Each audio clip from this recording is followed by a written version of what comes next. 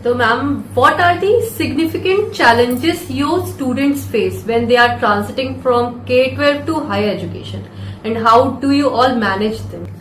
There are many challenges since the schools are a very in a place, say around about 1 acre or 1.5 acre campus. Now, when they go to universities, it's a huge campus. They have to make a lot of adjustments regarding this. They have to explore that full campus of what's going on. They have to mingle with lot of students who are elder to them, who are doing their masters. They are just entering right after maybe 17 years or 18 years. That's the age group. And students, if you see in colleges, they might be of 22, 24, even 26, those who are doing PhD or some other refined courses. So lot of adjustment these students have to make. So if we prepare them right from school, in inviting some of the universities to the school, they give lot of exposure to them.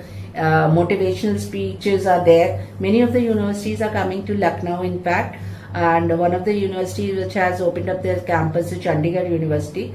We got a lot of exposure in schools. They have done exclusive sessions for these things. So time management is also a big criteria. When we are, the student is in school, it's a 8 to 2 school. And when he enters this campus, the timeline increases, and the classrooms increases. Here, in schools, the classroom space is around about 600 square foot or something. And here, when they come in these campuses, their huge lecture rooms are there. Then one teacher is there. You have to listen. You don't know the teacher. Maybe some of the time it happens कि teacher का नाम ही नहीं पता होता है, professors का नाम नहीं पता होता है बच्चों को, उनको कैसे अप्रोच करें, ये भी चीजें बहुत सारी एडजस्टमेंट बच्चों को करनी पड़ती है. तो उसके लिए एक्सपोजर हम लोग को पहले से बच्चों को तैयार करना चाहिए कि अब वो बड़ी जगह पे है. अब जैसे एक मछली को आप एक एक्वेरियम में रखते हो और फिर वही मछली को अगर आप समुंदर या नदी या उसमें आप छोड़ देते हो तो उसको कितना बड़ा एक स्पेस मिलता है. जितना बच्चा कैंपस में लोगों से इंटरैक्ट करेगा, प्रोफेसर से इंटरैक्ट करेगा, यहाँ पे तो प्रिंसिपल्स अवेलेबल होती हैं, बच्चों को टाइम पता ही नहीं होता है कि डीन कौन है, प्रो वीसी कौन है, रजिस्ट्रार कौन है. ये सब जब उनके फॉर्म्स भरते हैं तब ये इंटरैक्शन इन लोग का जो भी होता है, तो ये सारी चीजें बहुत इफेक्ट करती है. फिर सोशल एडजस्टमेंट्स बहुत होते हैं. स्कूल में, एक सिटी में स्कूल है, बच्चे ने कम से कम 15 साल या 12 साल उस स्कूल में बिताए. लखनऊ में है तो लखनऊ में ही रहा. कुछ ट्रांसफर केसेस आते हैं.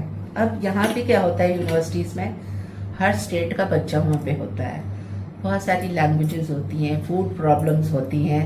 तो बच्चे को ये सेल्फ इंडिपेंडेंसी जो होती है ना, सेल्फ मोटिवेशन, ये चीजें बहुत पहले से आपको तैयार करना पड़ता है बच्चों को. इसीलिए हम लोग कहते हैं कि लैंग्वेजेस क्यों, अपार्ट फ्रॉम अभी जैसे सीबीएसई ने निकाला है कि लैंग्वेजेस इंक्रीज करो, क्यों, सिर्फ इसी वजह से तो ना कि हमारे इंडिया में आप देखिए कितनी लैंग्वेजेस हैं. एंड बहुत सारी यूनिवर्सिटीज अभी ये भी कर रही हैं कि they are collaborating with abroad universities.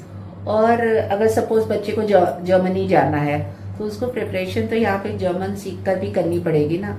कहीं फ्रांस में कहीं जाना है तो फ्रेंच सीखनी पड़ेगी. तो लेकिन एक यूनिवर्सिटी एक ऐसा कैंपस होता है जहाँ पे वो बच्चे मिल सकते हैं. तो वो कोलैबोरेशन जो बच्चों का होता है, उसमें बच्चों को टाइम मैनेजमेंट कैसे करना है, कौन से समय में पढ़ाई है. स्कूल का एक अलग सिस्टम होता है, स्कूल से आए, अपना होमवर्क किया, अपना सबमिट किया, that's it.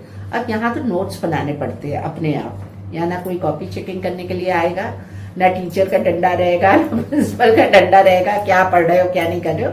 You have to be self awareness जो होती है. तो बच्चों को बहुत मेहनत करनी पड़ती है और उसके लिए हम लोग स्कूल में भी लेवल में बच्चों को इस तरीके का एक्सपोजर या किसी को बुला के स्कूल में स्पीचेस होती हैं, मोटिवेशनल चीजें होती है, बच्चों को गाइड करते हैं.